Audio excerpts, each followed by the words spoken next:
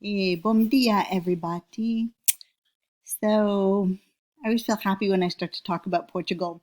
We have about half the seats have been taken so far for the Porto program. We have 23 applications, 10 paid deposits, and we're taking 10 people. So, if you're thinking about it, it's important, to put your deposit down of $300 if you want to go to Porto. Um, so you would pay the 300 and then you'd owe 1,000 and 1,000 for the program. And I know money's a concern. You will never get to study abroad again. You don't do it in graduate school. This is something that you do now in your life.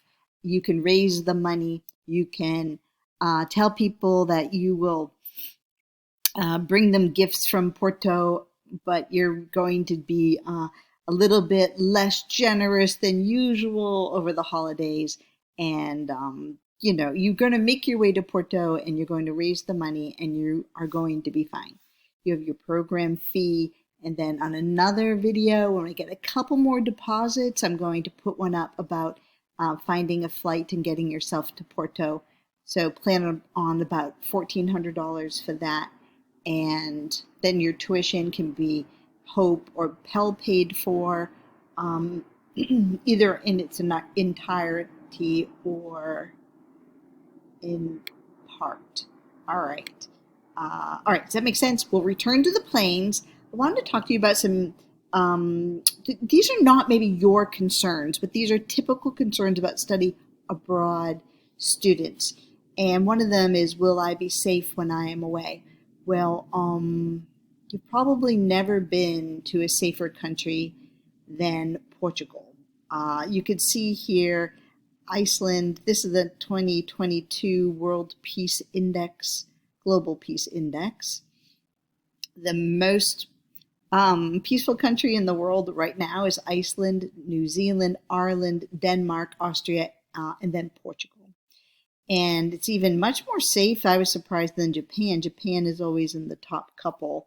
I imagine these shift a little bit. But so when I say you've never been in a more peaceful country, unless you've spent some time in any of these ones above there, you are going to walk into a country that is not without crime per se, but is peaceful in terms of, crime, in terms of violent crime in particular, low, rates of the more severe crimes against humans.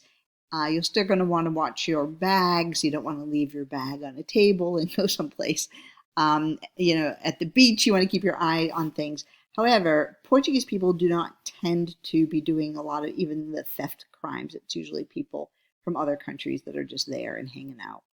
All right. So it's a peaceful country, and I'm going to leave it to you to get off the metro or onto the metro at the airport or into a cab and start to observe the impact of peace upon your being. Let's see where the U.S. is. So if you're afraid of Portugal and you live in a country, where are we? Our country ranks, where are we? 129.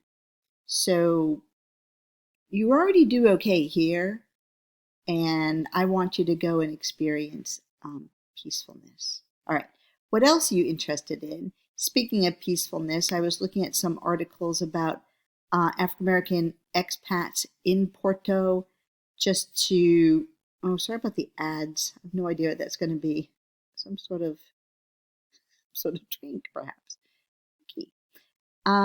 Here's a quote. This is a blog called Travel Noir. I love Portugal for its welcoming spirit towards foreigners and opening doors to those most in need. For solo female travelers, you're also free to roam around and walk around anywhere at any time without any harassment. And then she goes on to say, except for some catcalls who are from foreign people in Portugal. Portuguese men don't even make eye contact, I've found. They look down at the ground when you are walking towards them. I think they're just taught to do that. But anyhow, your experience may differ, but that's my experience there. It's definitely one of the safest countries I have lived in, so it's a personal opinion, but here we go. And I've been treated well here, thank God. And I truly believe that, in my opinion, is one of the top least racist countries in Europe. Okay, so we gotta have a little bit of an idea if you'll feel comfortable there, if it's peaceful. Other students, of course, are interested in food. So let's say you are vegan and you're worried that you're not going to be able to get food at a restaurant. There are so many vegan restaurants in Portugal and in Porto. You can see here on this Google search all kinds of vegan restaurants. Soul Food Porto. I feel like I've been there before, maybe. And you look, no, you're going to be okay. My green pastry. That sounds fun. Should we open one of these? Or should I just let you do it? Mana Porto. Yeah. Should we just look at this? Look how many people are loving this restaurant. It looks good. If you are vegan, you're gonna be able to see that this is food that's not just a mushroom on a plate. It'd be funny if they just showed a mushroom on a plate right there. Look how beautiful this food is. That must be some sort of vegan.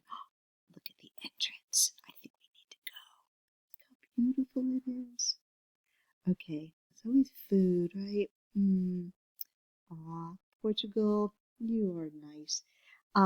If you're kosher, and we may have a kosher student with us, we may not. I found this kosher restaurant. There are kosher places in Porto. There's also halal food. So here's a halal kebab. And there's a halal place almost attached to our hotel. And I can't guarantee you it will still be there when we go back for this year, but it was there. So between the grocery store, the food court at the top of the mall, just down the street, McDonald's, Burger King, Pizza Hut, you'll find food that will please you, I am sure. Okay, this is all for this week. Email me with questions. What are you afraid of? What's keeping you from committing to the program is what I would like to know. And I also will do a video on the Gilman Scholarship, which is part of Goes Global. And I know that a student from my college, at College of Coastal Georgia, did get a Gilman Scholarship last time. So there are ways to find money. Goodbye, sweet Porto and Portugal. In Portugal, always stay, what do we call this? Always stay dark green. Is that dark green? Okay, bye. Bom dia.